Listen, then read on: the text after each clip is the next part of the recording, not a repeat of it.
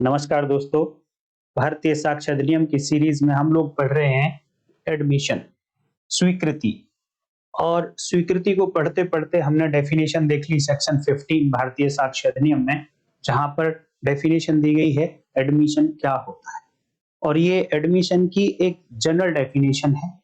और यहाँ पर क्यों जनरल दी गई, जबकि सेक्शन 16, 17 और 18 जब आप पढ़ेंगे तो वहां पर भी एडमिशन ही बताया गया है कि this and this is admission, this and this is admission.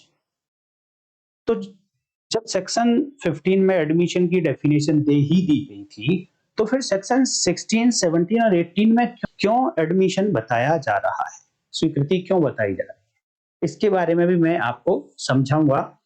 पर सेक्शन 15 को हमने डिटेल से देख लिया, अब सेक्शन 16 को आज हम डिटेल से देखेंगे। और दोस्तों पीछे मैंने लाइव आने की कोशिश करी थी, बट आधे टाइम तक तो वीडियो ठीक चली, 20 मिनट तक। बट 20 मिनट के बाद वॉइस और जो विजुअल्स हैं उनका कहीं ना कहीं कंपेटिबिलिटी लूज कर गई थी, उनमें कहीं मैच नहीं कर रहा था। तो इसलिए मैंने सोचा कि अब मैं आपको रिकॉर्डेड वीडियो से ही पढ़ाऊंगा। आज की वीडियो में बात करेंगे सेक्शन नंबर 16 भारतीय साक्ष्य अधिनियम। और सेक्शन 16 में बताया गया कि कौन कौन सी पार्टीज एडमिशन कर सकती हैं, या फिर दूसरे शब्दों में कहें कि कौन कौन सी पार्टी जब स्टेटमेंट देंगी तो उनका स्टेटमेंट एडमिशन कहलाएगा। अदरवाइज कोई और पार्टीज ने या और तरीके से स्टेटमेंट दिया, कथन किया, तो वो एडमिशन नहीं कहलाएगा। और यहां पर पार्टीज क्यों बताई जा रही हैं, क्योंकि जब सेक्शन 15 आप लोगों ने पढ़ा था तो वहां पर लिखा था कि ऐसे स्टेटमेंट जो फैक्ट इन इशू और रेलेवेंट फैक्ट से कनेक्टेड हो, नेक्सस हो उनसे, और ऐसे पर्सन्स ने किए हों वो स्टेटमेंट, और ऐसी परिस्थितियों में किए गए हों जो यहां से आगे मेंशन किए गए हैं। ये पर्सन भी यहां से आगे मेंशन किए गए और ये सर्कमस्टांसेस भी यहां से आगे मेंशन किए गए हैं। जब पर्सन की बात आती है तो सेक्शन 16, 17 एंड 18 हो जाती है। जब सर्कमस्टांसेस की बात आती है तो सेक्शन 19, 20 एंड 21 हो जाती है भारतीय साक्ष्य बीएसए। इन्हीं में आप 2 प्लस कर देंगे तो इंडियन एविडेंस एक्ट की सेक्शंस आ जाएंगी, corresponding sections Indian evidence act की आ जाएंगी। तो क्योंकि सेक्शन 15 में बताया गया था कि कौन कौन सी पार्टी एडमिशन कर सकती हैं, इसलिए अब हमको आगे वो पार्टीज जाननी पड़ेंगी जो सेक्शन 16 से शुरू होती है। सेक्शन 16 को मैं ब्रीफ में कंक्लूड करूं तो यहां पर 5 तरीके की पार्टीज बताई गई जिनके स्टेटमेंट एडमिशन कहलाएंगे। मैंने पिछली वीडियोस में भी आपको बताया कि एडमिशन होने के लिए सबसे पहले एक स्टेटमेंट का होना आवश्यक है। अगर कुछ भी बोला गया है वो स्टेटमेंट नहीं है तो एडमिशन नहीं हो सकता। और एडमिशन का जनरल मीनिंग है कि किसी फैक्ट को एडमिट किया हो, स्वीकार किया हो किसी व्यक्ति ने, और इस एडमिशन को सेक्शन 15 का एडमिशन बनाना है, स्वीकृति बनानी है, तो ऐसा एडमिशन कहीं ना कहीं केस के फैक्ट इन इशू या रेलेवेंट फैक्ट, सुसंगत तथ्य या विवादक तथ्य से कहीं ना कहीं कनेक्टेड होने चाहिए, या वो स्टेटमेंट कोई इन्फ्रेंस सजेस्ट करते हो फैक्ट इन इशू या रेलेवेंट फैक्ट के बारे में, तो वही एडमिशन लीगल एडमिशन बन जाएगा, स्वीकृति बन जाएगी सेक्शन 15 भारतीय साक्ष्य अधिनियम की। तो मैंने कहा अभी की सेक्शन 16 में जो पार्टीज बताई गई, जो पर्सन्स बताए गए कि उनके स्टेटमेंट एडमिशन हो सकते हैं, तो टोटल कितने प्रकार के पर्सन्स आपको यहाँ पर देखने को मिलेंगे? 5 टाइप के। सेक्शन 16 को अगर आपको याद रखना है तो 6 में से 1 माइनस कर दीजिए तो 5 आया। तो 5 टाइप के पर्सन्स यहाँ पर बताए गए जिनके स्टेटमेंट एडमिशन की कैटेगरी में आ सकते हैं, लेकिन कब आ सकते हैं, कौन से पर्सन होंगे, उनको हमें समझना पड़ेगा। यहां पर जो 5 टाइप के पर्सन्स हैं उनको मैं एक्सप्लेन करने की कोशिश करूंगा, तो वो वीडियो हो सकता है कि बड़ी हो जाए, बट आपको पूरी देखनी पड़ेगी दोस्तों। अगर आप सचमुच में लॉ को जानना चाहते हैं बहुत कुछ सेक्शन 16 से हटकर बहुत कुछ बातें आज यहाँ पर आप सीख जाएंगे। तो देखिए शुरुआत करते हैं। अच्छा, और एक बात बता दूं मैं आपको कि मैंने जो 5 टाइप के पर्सन्स बताए, इनमें से 2 टाइप के पर्सन तो सबसेक्शन 1 में लिखे हैं एंड 3 टाइप के पर्सन्स सबसेक्शन 2 में लिखे हैं, और सेक्शन 16 में केवल और केवल 2 ही सबसेक्शंस हैं। तो ये आप थोड़ा ध्यान रखना कि सबसेक्शन 1 में 2 टाइप के, सबसेक्शन 2 में 3 टाइप के पर्सन्स लिखे हैं, तो टोटल मिलाकर 5 हो जाते हैं। और सभी का मीनिंग भी हम साथ के साथ में जानेंगे। तो देखिए कुछ लोग ये हो सकता है ऐसा सोचें कि क्योंकि एडमिशन की डेफिनेशन तो सेक्शन 15 में बता दी है, तो अब सेक्शन 16 में एडमिशन वर्ड ही यूज होना चाहिए कि admission of party so and so and so and so. नहीं, एक्चुअल में सेक्शन 16 में भी एडमिशन की ही डेफिनेशन एक तरीके से बताई जा रही है, लेकिन आंसर में, क्वेश्चन में अगर आपसे पूछा जाएगा क्वेश्चन पेपर में कि डेफिनेशन कहां दी गई एडमिशन की, तो आपको मीनिंग बताना पड़ेगा सेक्शन 15 में। और बाकी जो ऑप्शंस दिए गए हैं उनको भी आपको देखना है कि कहीं ये सेक्शन 16, 17, 18 एंड 19, 20, 21 से तो कनेक्ट नहीं कर दिया है ऑप्शन, बट जनरल आंसर आपका होगा सेक्शन 15 में डेफिनेशन दी गई है। तो सब सेक्शन हेडिंग देख लीजिए, पहले क्या कहता है, admission by party to proceeding और हिज एजेंट। जो कार्यवाहियां हैं उनके पक्षकारों की स्वीकृति या पक्षकारों के जो एजेंट हैं, अभिकर्ता हैं, उनकी स्वीकृति यहां पर बताई गई है। रेलेवेंसी की बात नहीं हो रही है अभी तक, अभी केवल डेफिनेशन की बात बताई जा रही है कि ये एडमिशन होगा, स्वीकृति होगी। तो सबसेक्शन 1 में देखिए स्टार्टिंग वर्ड पर आप कंसंट्रेट करेंगे, जरा अटेंशन आपकी वर्ड्स पर होनी चाहिए। सबसेक्शन 1 कहती है statements. Statements made by a party, अर्थात कथन है यहां पर, स्वीकृति से शुरुआत नहीं होती है सबसेक्शन 1 की। जिस तरीके से एडमिशन की डेफिनेशन आप पढ़ते हैं तो वहां पर भी यही लिखा था, an admission is a statement. अब यहां पर बात शुरू होती है statements made by a party to the proceedings. पहले टाइप के पर्सन ये हो गए, statements made by a party to the proceedings, यानी जो कार्यवाहियां हैं उनके पक्षकारों द्वारा दिए गए स्टेटमेंट्स आर एडमिशंस, वो स्वीकृति हैं। ये हुए पहले टाइप के व्यक्ति। अब क्वेश्चन आएगा कि प्रोसीडिंग्स कैसी होंगी और वो पार्टीज कौन कौन हो सकती हैं, उनको भी मैं अभी बताऊंगा। पहले एक बारी मैं यहाँ पर दिखा देता हूँ कि सबसेक्शन 1 में जो 2 टाइप के पर्सन लिखे वो कौन कौन है। तो एक टाइप के पर्सन आप लोग समझ गए कि कार्यवाहियों के जो पक्षकार हैं कौन कौन होंगे, अभी बताऊंगा। और ध्यान दीजिए कि प्रोसीडिंग्स के बाद में कॉमा लग गया है, अर्थात यहां तक बात पूरी हो गई है। तो यहां से आगे की जो बातें हैं ये अपने आप में कंप्लीट होंगी। क्या है इससे आगे की बात, एक टाइप के ये पर्सन, और या फिर बाय एन एजेंट।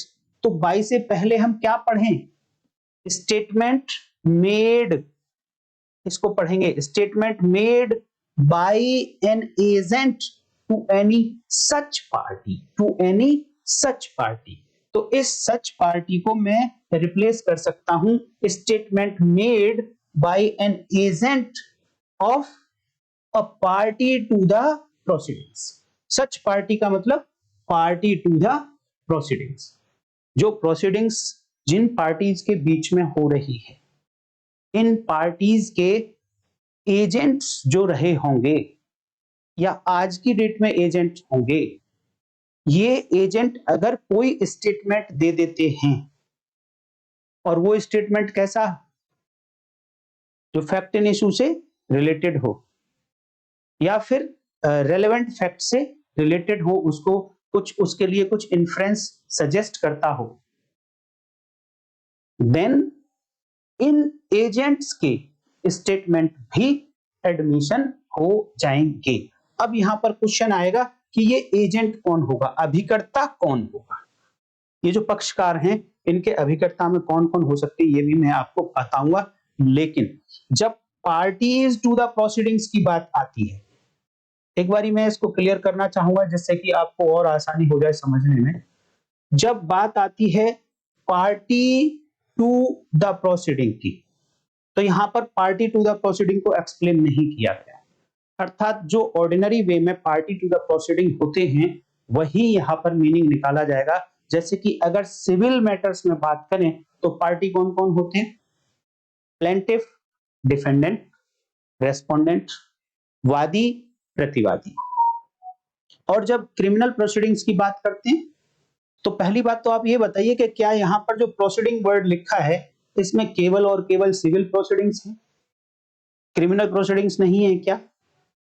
देखिए जब जब आपको यहां पूरे इंडियन एविडेंस एक्ट या भारतीय साक्ष्य अधिनियम में एक वर्ड मिलेगा सूट, कितनी बार आप देखेंगे कि सूट वर्ड का यूज हुआ है, दूसरी जगह आप देखेंगे प्रोसीडिंग्स वर्ड का यूज हुआ है।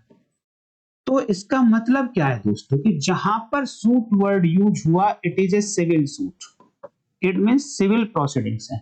लेकिन जहां पर प्रोसीडिंग वर्ड यूज होगा यहां पर दोनों टाइप की प्रोसीडिंग्स हो सकती है, वो सिविल प्रोसीडिंग भी हो सकती है, वो क्रिमिनल प्रोसीडिंग भी हो सकती है, unless until context otherwise requires. इस कॉन्टेक्स्ट से कुछ और जब तक ना निकल के आता हो, जब तक इस प्रोसीडिंग को एक्सप्लेन ना कर दिया हो लॉ ने, तब तक प्रोसीडिंग का मीनिंग क्रिमिनल प्रोसीडिंग और सिविल प्रोसीडिंग दोनों टाइप की प्रोसीडिंग्स होंगी। तो यहां पर केवल और केवल प्रोसीडिंग वर्ड लिखा गया और एक्सप्लेन किया नहीं गया, अर्थात इस प्रोसीडिंग में civil proceeding and criminal proceeding दोनों टाइप की प्रोसीडिंग शामिल हैं। तो जब सिविल की बात आई तो आप समझ गए, तो क्रिमिनल प्रोसीडिंग की बात आएगी तो पक्षकार कौन कौन हो सकते हैं, पार्टीज कौन कौन हो सकते हैं। जनरली दो पार्टी होंगे कि एक प्रोसिक्यूशन होगा अभियोजन और एक एक्यूज होगा अभियुक्त। ये तो हुआ बात जब जब इसमें कॉग्निजेबल ऑफेंस था और पुलिस इसमें इन्वॉल्व थी, उसने इन्वेस्टिगेशन किया और पुलिस रिपोर्ट कोर्ट के सामने फाइल कर दी। लेकिन मैटर ऐसा भी हो सकता है दोस्तों कि क्रिमिनल प्रोसीडिंग में ऑफेंस नॉन कॉग्निजेबल भी हो सकता है। अगर नॉन कॉग्निजेबल ऑफेंस है तो जनरली क्या होता है कि परिवाद फाइल होता है, इसमें कंप्लेंट फाइल होती है मजिस्ट्रेट साहब के सामने, और जब मजिस्ट्रेट साहब के सामने कंप्लेंट फाइल होती है तो पार्टीज कौन कौन होते हैं, एक होता है कंप्लेनेंट परिवादी, दूसरा होता है एक्यूज अभियुक्त। तो अर्थात क्रिमिनल मैटर्स में कितने लोग पार्टी के फॉर्म में आ सकते हैं, party of a criminal proceedings, मतलब मैं कह सकता हूं party to a criminal proceeding मतलब प्रोसिक्यूशन अभियोजन, अभियुक्त एक्यूज, कंप्लेनेंट परिवादी। और देखिए यहां पर जो मान लो रेप केस है, एक एग्जांपल दे रहा हूं मैं, रेप केस, तो रेप केस की जो पीड़िता होगी उसे प्रोसिक्यूट्रिक्स कहा जाता है। तो प्रोसिक्यूट्रिक्स भी इन प्रोसीडिंग्स की एक पार्टी हो सकती है और वो भी यहां पर एडमिशन कर सकती है और उसका स्टेटमेंट भी एडमिशन की कैटेगरी में आ सकता है। तो जब प्रोसीडिंग्स की बात आई तब तो यहां पर कोई क्वालिफिकेशन नहीं दी गई है, मैंने यहां से शुरुआत करी थी बात। लेकिन जब आप एजेंट की बात करेंगे तो यहां पर क्वालिफिकेशन दिया गया है। एजेंट के लिए क्या क्वालिफिकेशन दिया गया है कि agent to any such party, पहली बात तो जो पार्टी सूट में है उन्हीं के एजेंट होने चाहिए, किसी कोई और एजेंट बाहर का नहीं चलेगा, केवल और केवल उनके एजेंट जो पार्टीज हैं यहां पर। बट आगे लिखा है whom the court regards, सबसे पहली बात तो कोर्ट को ऐसा लगना चाहिए, कोर्ट को ऐसा समझ में आना चाहिए, और वो समझ में किससे आएगा उसको भी एक्सप्लेन किया है, under the circumstances of the case. कहां से समझ में आएगा कोर्ट को, केस के जो सर्कमस्टांसेस होंगे, केस की जो परिस्थितियां होंगी उनको देखकर तो कोर्ट को कैसा लगे, इन परिस्थितियों के आधार पर, केस की परिस्थितियों से, कि इस व्यक्ति को जिसको एजेंट कहा जा रहा है, जिसके स्टेटमेंट को चेक करना है कि ये एडमिशन स्वीकृति होगा या नहीं होगा, तो वो क्या लगे, एज एक्सप्रेसली और impliedly authorised by him. Court को ऐसा लगना चाहिए कि इस व्यक्ति को, सपोज ए है, ए पार्टी तो नहीं है लेकिन पार्टी का एजेंट है, बट कोर्ट को ऐसा लगता है केस के सर्कमस्टांसेस से कि इस एजेंट को या तो एक्सप्रेसली ऑथराइज किया है इस पार्टी ने या फिर इम्प्लाइडली ऑथराइज किया है किसी पार्टी ने, सूट की पार्टी ने। और किस बात के लिए ऑथराइज किया है? To make them, to make them, them is statement. ऐसे स्टेटमेंट को करने के लिए, ऐसा कथन करने के लिए सूट की जो पार्टीज थी, defendant, plaintiff, respondent, accused, prosecution, prosecutrix, complainant, इन्होंने क्या किया है? उस व्यक्ति को ऐसा स्टेटमेंट करने के लिए एक्सप्रेसली या इम्प्लाइडली ऑथराइज किया था, प्राधिकृत किया था। तो कोर्ट को जब ऐसा लगेगा देन ही इस पर्सन को एजेंट माना जाएगा और इस एजेंट का जो स्टेटमेंट होगा वो आर एडमिशंस। तो वो ऐसे स्टेटमेंट भी एडमिशन की कैटेगरी में आ जाएंगे। तो यहां पर दो बातें हुई सबसेक्शन 1 में, दो टाइप के पर्सन। नंबर 1 प्रोसीडिंग के पक्षकार, कार्रवाइयों के पक्षकार। नंबर 2 इन पार्टीज के एजेंट, अभिकर्ता। लेकिन केवल और केवल अभिकर्ता कह देने से काम नहीं चलेगा। इनको ऐसा लगना चाहिए कोर्ट को इनके बारे में कि वो जो पार्टी है सूट की, उन्होंने ऐसे व्यक्तियों को या तो स्पष्ट रूप से या इम्प्लाइडली इनको ऑथराइज किया था, प्राधिकृत किया था कि ये ऐसा स्टेटमेंट कर सकते हैं। एक्सप्रेसली का मतलब क्या होता है? एक्सप्रेसली का मतलब होता है दोस्तों कि जैसे एक एडवोकेट हैं, जब वो किसी केस में अपीयर होते हैं तो अपने क्लाइंट से एक वकालतनामा साइन कराते हैं, वो अथॉरिटी है। जैसे ही क्लाइंट ने एक वकालतनामा साइन कर दिया in favour of a particular council advocate, it means कि उस क्लाइंट ने ऑथराइज कर दिया है अब इन एडवोकेट साहब को कि ये उसके बिहाफ पर कुछ कह सकते हैं। और अब कहना एक स्टेटमेंट हो जाएगा और वो स्टेटमेंट अगर किसी टाइप की एडमिशन करता है, किसी बात को स्वीकार करता है और वो बात कहीं ना कहीं फैक्टिंग इशू या रेलेवेंट फैक्ट, सुसंगत तथ्य, विवादक तथ्य से कनेक्टेड है, नेक्सस रखती है, संबंध रखती है, तो वो एडमिशन हो जाएगा।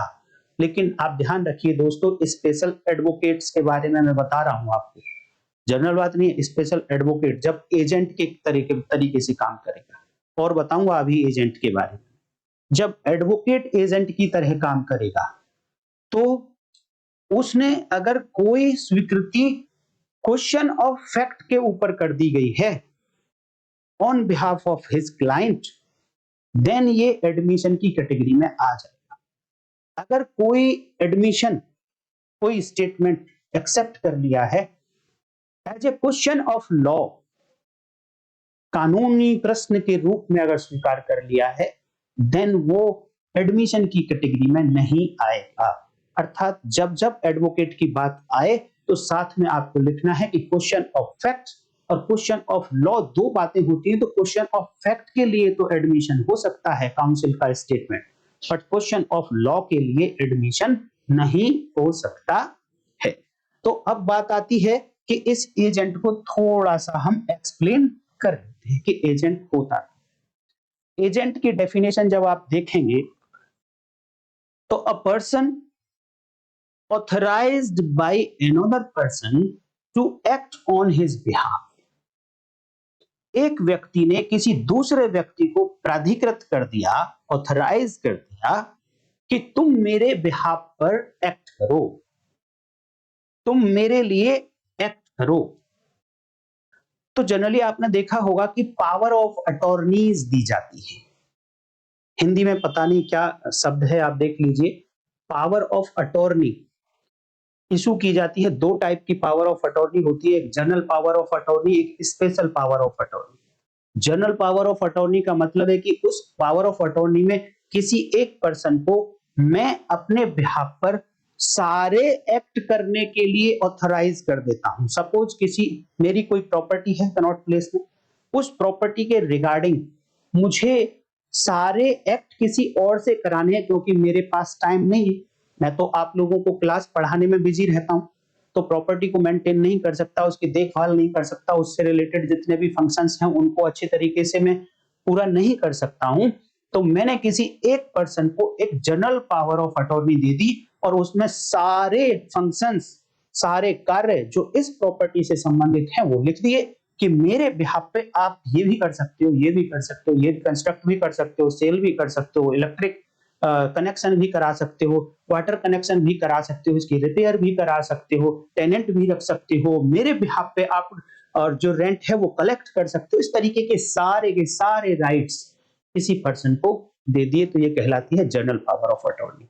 लेकिन वहीं पर अगर किसी पर्सन को केवल कोई एक स्पेसिफिक स्पेसिफिक राइट दे रहे हैं सर, तो ये कहलाती है स्पेशल पावर ऑफ अटॉर्नी।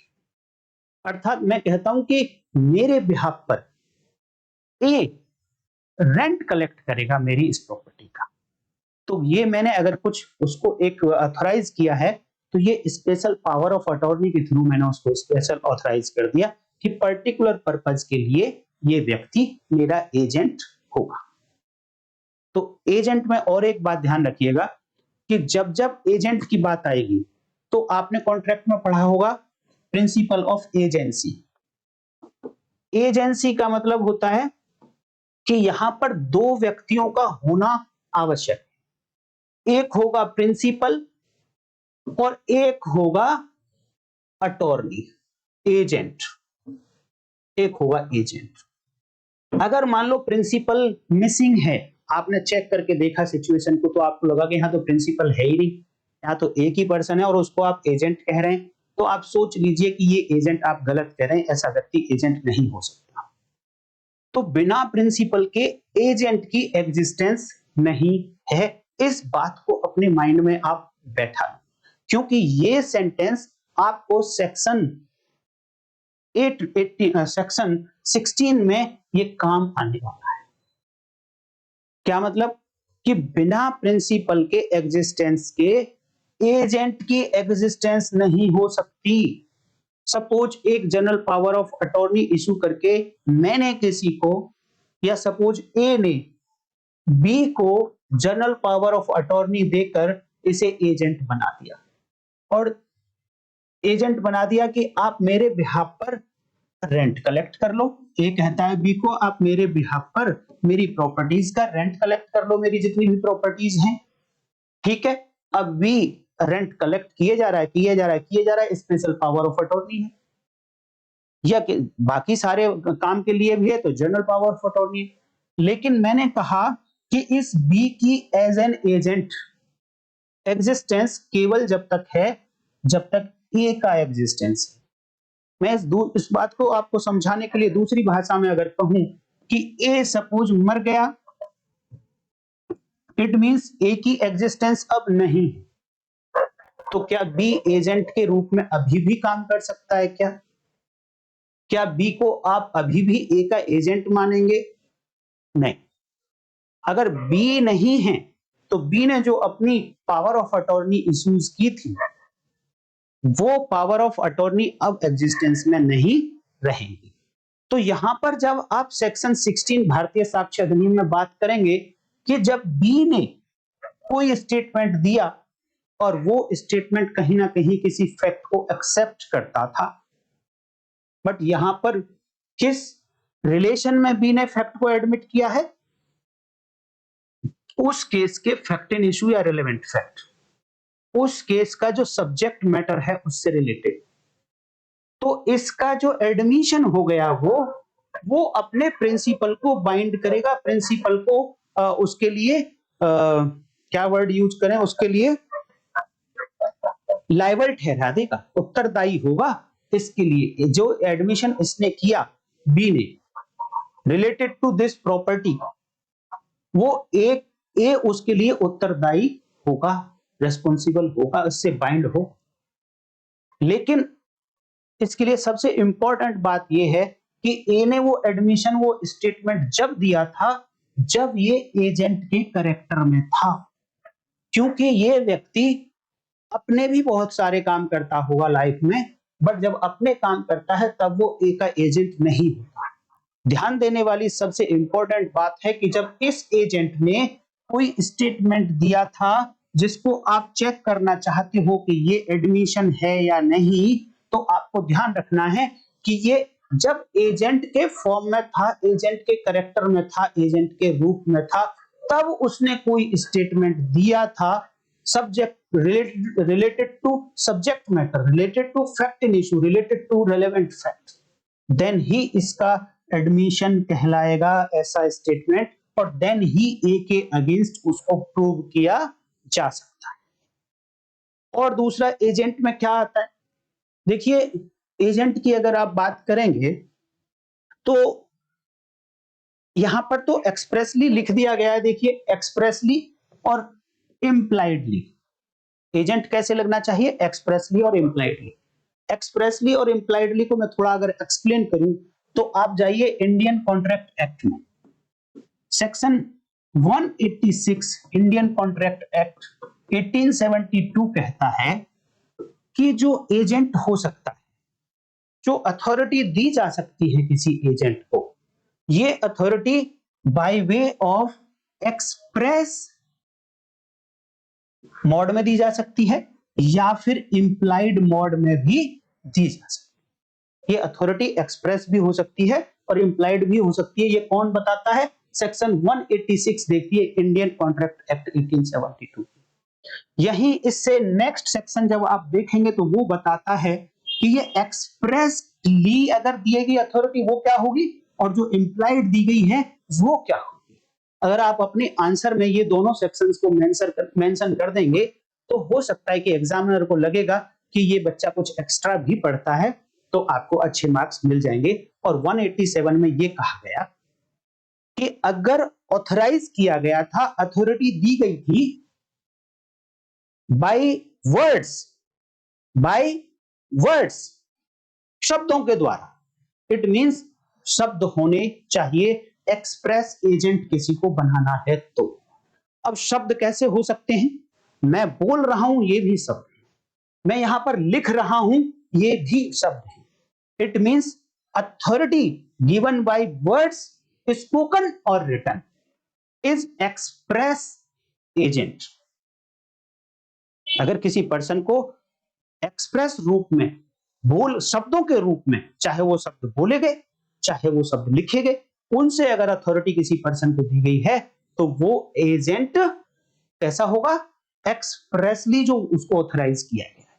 अब बात आती है इंप्लाइडली क्या होगा। इंप्लाइडली को समझने के लिए आप ऐसा समझ लीजिए कि मान लो जो वर्ड्स बोले गए, जो वर्ड्स लिखे गए, उनसे क्लियर मीनिंग नहीं निकल रहा है कि किसी व्यक्ति को एजेंट बनाया या नहीं बनाया, क्लियर मीनिंग नहीं आ रहा, लेकिन कहीं ना कहीं इन्फ्रेंस ड्रॉ किया जा सकता है, अनुमान लगाया जा सकता है उन शब्दों से, चाहे लिखे गए चाहे बोले गए, कि हाँ इस व्यक्ति को कहीं ना कहीं एजेंट के रूप में ऑथराइज किया था। तो वो इंप्लाइड रूप से कोर्ट को लग रहा होना चाहिए। whom the court regards का मतलब ये है कि कोर्ट को वो बोले गए शब्द चाहे वो एक्सप्रेस अथॉरिटी नहीं देते थे, वो लिखे गए शब्द चाहे एक्सप्रेस अथॉरिटी नहीं देते थे, इवन देन कोर्ट को एक इन्फ्रेंस निकालने का मौका मिल रहा है, शब्द ऐसे हैं और ऐसा इन्फ्रेंस निकलता है कि कहीं ना कहीं इस व्यक्ति को ऑथराइज किया गया था to make such statement, to make them का मतलब टू मेक सच स्टेटमेंट, ऐसा स्टेटमेंट करने के लिए ऑथराइज किया गया था। अब मान लो वर्ड तो है ही नहीं, ना स्पोकन है ना रिटन है, तो इंप्लाइडली सर्कमस्टांसेस से भी देखा जा सकता है कि इंप्लाइडली वो उसको ऑथराइज किया गया था। सर्कमस्टांसेस ऐसे हैं कि मान लो कि वकालतनामा तो एक वकील साहब का है ही नहीं, बट वकील साहब की हर रोज हाजिरी लगती है किसी एक पर्टिकुलर क्लाइंट के लिए किसी सूट में। और किसी दिन वकील साहब ने किसी फैक्ट को एडमिट कर लिया, क्वेश्चन ऑफ फैक्ट से रिलेटेड है, उस फैक्ट को एडमिट कर लिया, क्वेश्चन ऑफ लॉ बिल्कुल नहीं है। लेकिन बाद में जाकर ये पता चला कि क्लाइंट ने कभी भी इनके लिए वकालतनामा तो दिया ही नहीं, इनको ऑथराइज तो इन राइटिंग कभी किया ही नहीं था। लेकिन हर ऑर्डर में इस एक्यूज के साथ इन्हीं काउंसिल की प्रेजेंस लगती है, सारे ऑर्डर निकाल के देख लिए गए। तो इस परिस्थिति से कैसा निकल कर आ रहा है, हालांकि जबकि उस क्लाइंट के कोई ऐसे वर्ड्स नहीं हैं जो बोले गए हों या लिखे गए, कभी उसने नहीं बोला कि हाँ ये वकील साहब मेरे हैं, कभी उसने लिख के नहीं दिया कोई वकालतनामा नहीं कि ये वकील साहब मेरे हैं, लेकिन हाजिरी रोज लगती है उस एक्यूज के साथ। तो ये ऐसी परिस्थिति है कि कोर्ट में regard that the council is impliedly authorized to make such statement on behalf of the client। तो एजेंट जब भी वर्क करेगा वो हमेशा प्रिंसिपल के बिहाफ पे करता है, इसीलिए जो भी एजेंट वर्क करता है वो प्रिंसिपल को बाइंड करता है। वाइकेरियस लायबिलिटी अगर आपने देखी हो तो वाइकेरियस लायबिलिटी यही कहती है कि एजेंट ने अगर कुछ कर दिया है तो उस एक्ट के लिए वाइकेरियस लायबिलिटी प्रिंसिपल की भी है। क्रिमिनल लायबिलिटी नहीं हो सकती, लेकिन वाइकेरियस लायबिलिटी प्रिंसिपल की होती है। तो कहीं ना कहीं क्या आप एजेंट के द्वारा किए गए एडमिशन को आप वाइकेरियस एडमिशन कह सकते हैं क्या दोस्तों? बिल्कुल कह सकते हैं कि एजेंट ने जब कोई स्टेटमेंट दिया और वो स्टेटमेंट एडमिशन बन गया है तो वो वाइकेरियस स्टेटमेंट हो, वाइकेरियस एडमिशन स्वीकृति हो सकती है on behalf of the client और प्रिंसिपल बाय द एजेंट। और देखिए एजेंट के बारे में अगर आप बात करेंगे तो सेक्शन 18 पढ़ सकते हैं आप, पार्टनरशिप एक्ट, पार्टनरशिप एक्ट 1932। इस सेक्शन को जब आप देखेंगे तो यहां पर यह कहा गया कि जो पार्टनर्स होते हैं, किसी पार्टनरशिप के जितने भी मेंबर होंगे उन सारे मेंबर्स को एक दूसरे का एजेंट एंड प्रिंसिपल माना जाता है। किसी पार्टनरशिप में सपोज 4 मेंबर हैं, 4 लोगों ने मिलकर कोई पार्टनरशिप तैयार कर दी, अब उन 4 में से हर एक व्यक्ति एक दूसरे का एजेंट है, हर एक व्यक्ति एक दूसरे का प्रिंसिपल है। अर्थात इन 4 में से किसी एक व्यक्ति ने कुछ एडमिशन कर लिया तो क्या इसको बाकी जो 3 एजेंट बच गए, 3 पार्टनर्स बच गए, क्या उनके अगेंस्ट यूज किया जा सकता है? बिल्कुल किया जा सकता है। क्यों? क्योंकि एक एजेंट ने एडमिशन किया है और एजेंट ने अगर एडमिशन किया है तो उसके प्रिंसिपल के अगेंस्ट इसको प्रूव किया जा सकता है। इसीलिए आप सेक्शन 23 देखेंगे अगर इसी एक्ट की, तो वहां पर effect of admission of an partner लिखा है कि अगर कोई पार्टनरशिप फर्म है, उसके एक पार्टनर ने कुछ एडमिशन कर लिया है तो ये एडमिशन में be proved against the firm, और फर्म का मतलब सारे एजेंट, सारे पार्टनर्स।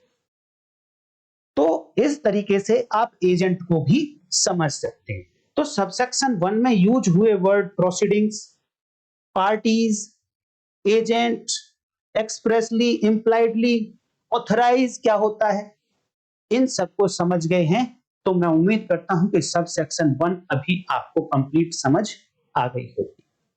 यहां से 2 टाइप के, मैंने टोटल 5 टाइप के पर्सन्स बताए जो सेक्शन 16 में हैं और जो एडमिशन कर सकते हैं, उनके स्टेटमेंट एडमिशन होंगे, जिनमें से 2 टाइप के पर्सन्स को हम कंप्लीट कर चुके हैं, 3 बचे और ये 3 मिलेंगे आपको सबसेक्शन 2 में। अब सबसेक्शन 2 में जब आप ये देखेंगे, सबसेक्शन 2 में मैंने आपको बताया 3 तरीके के पर्सन्स हैं, उसको सबसेक्शन 2 का स्ट्रक्चर किस तरीके का है। सबसेक्शन 2 में दो क्लॉजेज हैं, क्लॉज 1 एंड क्लॉज 2। और क्लॉज 1 में एक टाइप के, तीसरे टाइप के पर्सन, और क्लॉज 2 को फर्दर दो सब क्लॉजेज में डिवाइड किया है। तो पहली सब क्लॉज में फोर्थ टाइप का और दूसरी सब क्लॉज में फिफ्थ टाइप के ये पर्सन्स यहां पर बताए गए कि अगर इन्होंने कोई स्टेटमेंट दिया तो वो स्टेटमेंट एडमिशन की कैटेगरी में आ जाएगा। देखिए डिफरेंस साथ के साथ आप देखते जाइए। सेक्शन 15 एंड सेक्शन 16 भारतीय साक्ष्य अधिनियम कि सेक्शन 15 में एक जनरल डेफिनेशन दे दी गई एडमिशन की। उसके बाद स्पेसिफिक बात करते जा रहे हैं सेक्शन 16, 17, 18 और आगे ले जाती है आप इसको 19, 20, 21 तक स्पेसिफिक बात करते जाएंगे। जब हम स्पेसिफिक बात कर रहे हैं, हम क्या सेक्शन 16 को आइसोलेशन में पढ़ सकते हैं? सेक्शन 15 की आवश्यकता नहीं है, क्योंकि यहां पर भी ये कहा गया है कि statement of such and such persons are admission. तो मैं इसमें सेक्शन 15 को क्यों पढ़ूं? साथ में जब अलग से एक डेफिनेशन होती है तो आप इस तरीके से जवाब दे सकते हैं कि जब सेक्शन 16 को पढ़ेंगे तो आप देखिए वहां पर कहीं भी फैक्ट एंड इशू और रेलेवेंट फैक्ट, ऐसे statement which may suggest some inference with respect to the fact in issue or relevant fact। सुसंगत तथ्य या विवादक तथ्य की तरफ कुछ अनुमान इंगित कर सकते हो ऐसे स्टेटमेंट। तो ये जो उस स्टेटमेंट को क्वालिफाई किया था सेक्शन 15 में, सेक्शन 15 भारतीय साक्ष्य अधिनियम में जब स्टेटमेंट को क्वालिफाई किया था, वो स्टेटमेंट ऐसा था कि उसका नेक्सस है कहीं ना कहीं विवादक तथ्य या सुसंगत तथ्य के साथ में। लेकिन क्या ये फैक्ट इन इशू और रेलेवेंट फैक्ट वर्ड्स, एक्सप्रेशंस, क्या ये सेक्शन 16 में यूज हुए हैं? नहीं हुए। तो क्या आप ये कह सकते हैं कि सेक्शन 16 का जो स्टेटमेंट है उसके लिए आवश्यक नहीं है कि वो फैक्ट इन इशू या रेलेवेंट फैक्ट से रिलेटेड हो, उससे कुछ नेक्सस रखता हो? तब आप क्या ऐसा कह सकते हैं?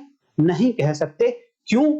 क्योंकि इस सेक्शन 16 का कनेक्शन सेक्शन 15 से है।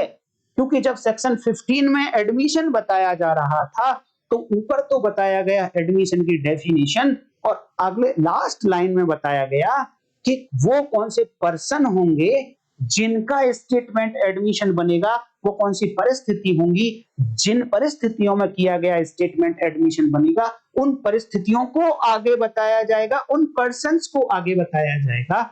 इसलिए आप आइसोलेशन में सेक्शन 16, 17, 18, 19, 20, 21 को आइसोलेशन में नहीं पढ़ सकते, अकेले में नहीं पढ़ सकते। जो फैक्ट इन इशू और रिलेवेंट फैक्ट से रिलेटेड हो स्टेटमेंट, वो बात तो सेक्शन 16 में पढ़ी ही जाएगी, क्योंकि ये तो एडमिशन के लिए बेसिक बात है, सेक्शन 15 से इसीलिए निकल कर आती है। इसीलिए कहा जाता है कि सेक्शन 15 जब आप पढ़ो तो 3 बातें आपको याद रखनी है, बल्कि मैं कहूं तो 4 बातें आप याद रख लीजिए। एक स्टेटमेंट होना चाहिए, इस स्टेटमेंट का फैक्ट इन इशू या रिलेवेंट फैक्ट के साथ नेक्सस होना चाहिए, और पर्टिकुलर पर्सन ने वो स्टेटमेंट दिया हो, और चौथी बात पर्टिकुलर सर्कमस्टांसेस में वो स्टेटमेंट दिया हो, तब जाकर वो एडमिशन बनेगा। और वो पर्सन कौन होंगे उनके लिए हैं आगे की सेक्शंस, वो सर्कमस्टांसेस कौन सी होंगी उनके लिए हैं आगे की सेक्शन।